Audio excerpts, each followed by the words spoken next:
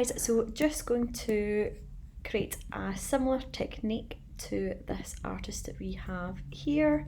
I'm going to show you first of all how to get the gradient going from the black and white, a little bit of selective colour, and then into the colour. The drips, I'm going to show you how to do that in a separate video. Typically looking at these photographs actually looks as if the object has actually been dipped in some kind of paint.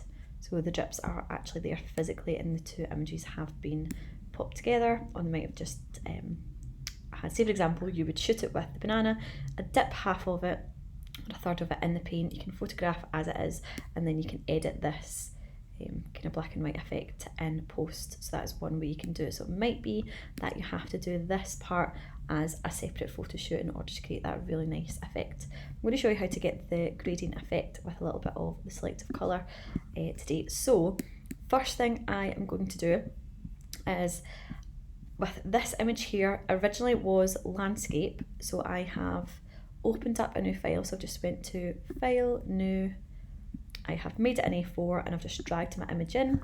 I have resized it to kind of roughly where I want, and then I have just used the paintbrush tool and tidied up any little kind of bits of background that were just a little bit untidy, so I've got that nice contrast. So once I've done that, what I'm going to do is I am going to duplicate this layer.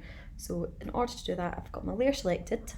I'm going to drag it down to the box with a little plus, and I have duplicated that. Now I don't need this layer here visible, so I've taken that away and I'm currently just working on this layer. So the first thing I want to do is I want to make this black and white.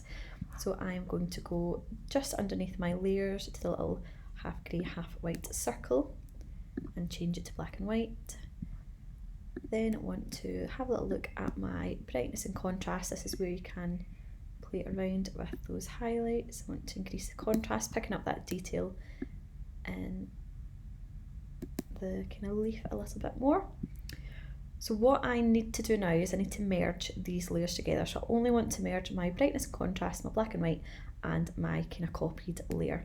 So in order to do that, I can just go to Layer and Merge Visible, and you can see that it hasn't affected this layer at all. So I've now got this one separate from this one.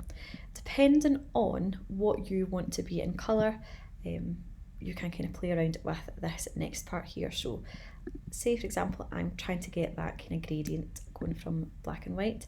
The easiest way to do this I have found is to use the eraser tool. I'm going to right click, or you can go to the kind of toolbar at the top and you can make that rubber, the eraser, a little bit bigger. Okay, and you can see what size you prefer to go with depending on the size of your object.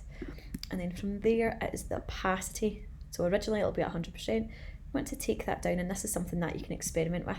So what I would recommend is that you duplicate your brightness and contrast layer. So I've got a copy of it, and I can take that away just in case I happen to make a mistake that I cannot reverse on this layer here. So I've duplicated it, I've taken the visibility off, and I have my original black and white layer selected. So then go back to the eraser.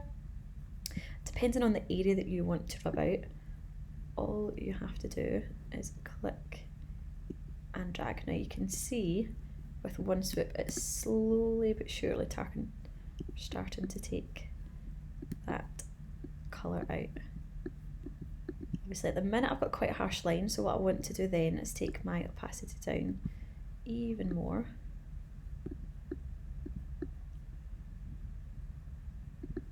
And I can gradually try and blur these lines. Again, I would start off with slightly lower opacity in order for you to get that gradient, and then obviously something that you can increase.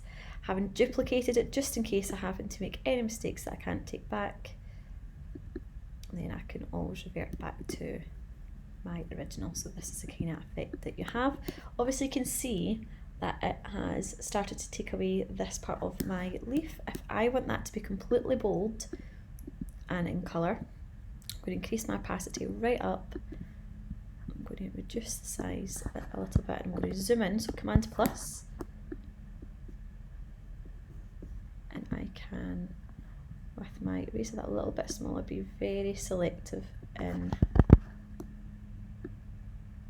where I want to keep the colour.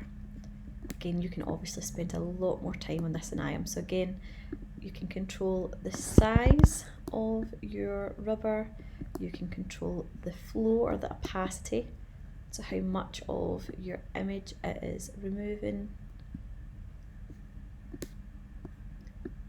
So as you can see that I'm starting to get this leaf here kind of brightened up a little bit more. Again, you can be very selective in the areas that you are looking to have or keep your colour. Again, you can obviously spend a lot more time on this than what I am here. This is just one relatively quick and easy way to have that selective colour. Again, obviously for slightly more intricate sections you can make your rubber that little bit smaller. You can zoom in, you can really take your time, and you'll have something that looks like that. So again, depending on your opacity, you can get a really smooth grading in there. If I happen to not like it and I want to start again, I've always got my copied layer here. So again, make sure that you're always copying your layer just in case you happen to want to go back and make any changes.